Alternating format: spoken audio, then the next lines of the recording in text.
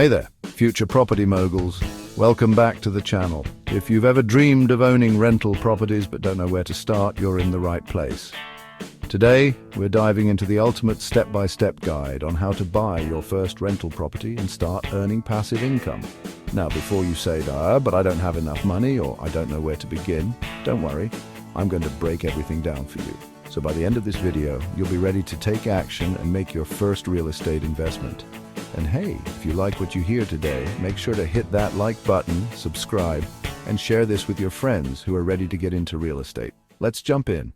All right, before we dive into the steps, let's take a minute to talk about why rental properties are such a great investment. I mean, you've probably heard people say, real estate is the best way to build wealth.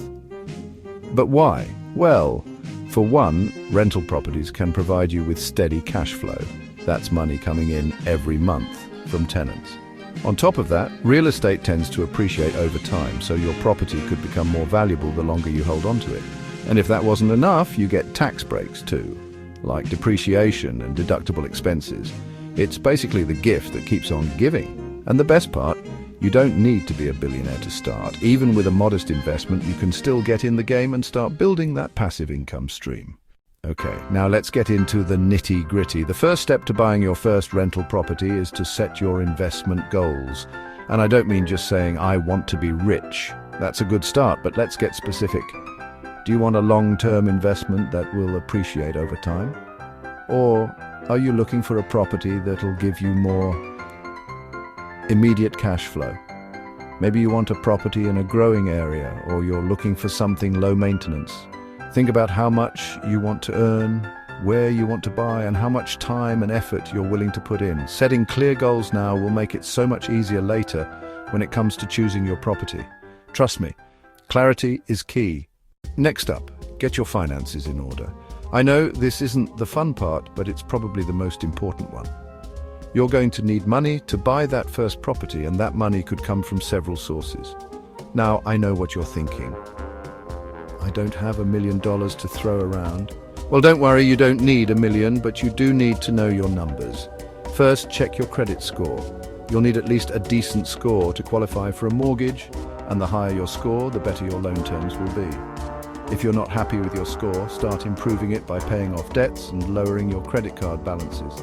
Next, take a look at your down payment. Typically, you'll need 20% down to buy an investment property, but that can vary. You may be able to put less down with certain loan programs, or if you qualify for first-time home buyer programs. And if you're thinking about borrowing from family or friends, that's an option too. Just make sure it's clear and agreed upon. Once your credit and down payment are in order, look into getting pre-approved for a mortgage. This will help you understand exactly how much you can afford and give you an edge when you start making offers. All right, here's where the fun starts. Choosing the right location. You've probably heard that location is everything in real estate, and it's absolutely true. You want to pick a location where rental properties are in demand. That means finding areas with a growing job market, good schools, and plenty of amenities. Look for neighborhoods with low crime rates, high rental demand, and potential for future appreciation. Think about what renters want. Are you targeting young professionals, families, retirees? This will guide you to the right neighborhoods. And hey, don't just pick a location based on the hot area right now. Look for areas that have the potential to grow over time. Pro tip: you can use online resources like Zillow, Realtor.com, and local rental listings to get a feel for rental prices and property demand in different neighborhoods. Now we're on to the good stuff, finding the right property. This is where the rubber meets the road. You're going to want to look for a property that meets both your goals and your budget. Make sure to consider the property's condition. It might be tempting to buy a fixer-upper, but keep in mind that repairs and renovations can eat into your budget. Unless you're a seasoned pro, it's usually better to go for a property that's in good shape and requires minimal work. Also, be realistic about the cash flow potential. You want to make sure the property will generate enough rental income to cover your mortgage, taxes, insurance, and maintenance costs. A good rule of thumb is the 1% rule. Aim for a property that will rent for at least 1% of the purchase price each month. So if you're buying a property for $200,000, look for a rent of at least $2,000 per month. Once you've found the right property, it's time to make an offer.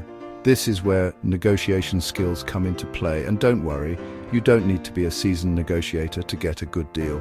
Work with a real estate agent to help you submit a strong offer. If you're buying a rental property, you'll want to make sure the price aligns with market values. Don't be afraid to negotiate. If the seller is motivated, you might be able to get a better price or get them to cover some of the closing costs. Next, before you close the deal, it's essential to conduct thorough inspections and due diligence. You don't want any nasty surprises after you buy the property, right? Hire a licensed inspector to check out the property's condition. Make sure everything from the roof to the plumbing is in good shape. If the inspector finds major issues, you may be able to negotiate repairs or lower the price. Also, review the rental history of the property, any potential zoning issues, and the overall neighborhood. You want to make sure it's a sound investment. All right, you've made it. It's time to close the deal and officially become a rental property owner. Congratulations. Once you close, you can either manage the property yourself or hire a property management company. If you're new to the game, hiring a property manager can be a great way to keep things hands-off and save yourself a lot of headaches. So there you have it. You now have a step-by-step guide to buying your first rental property and starting your journey to financial freedom. It might seem like a lot at first, but trust me, it's totally doable, and you'll be so glad you took that first step. If you found this video helpful, make sure to hit that like button, subscribe, and share this with your friends who need to hear this. We're all about helping each other out here. And I know someone in your circle is ready to start investing in real estate. Thanks for watching, and I'll see you in the next video. Remember, real estate is a marathon, not a sprint, so take your time, and let's get started on this journey together.